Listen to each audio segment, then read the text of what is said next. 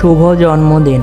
ধামইরহাটের গর্ব ও কৃতি সন্তান, ধামইরহাট উপজেলা আওয়ামী লীগের সংগ্রামী সাংগঠনিক সম্পাদক, প্রতিষ্ঠাতা সভাপতি, ধামইরহাট উপজেলা ছাত্রলীগ পৌর শাখা এবং শেখ রাসেল শিশু কিশোর পরিষদ ধামইরহাট উপজেলা পৌর শাখার সংগ্রামী সভাপতি শিমুল সরকার ভাইয়া, যার নামের পাশে এত গুণ।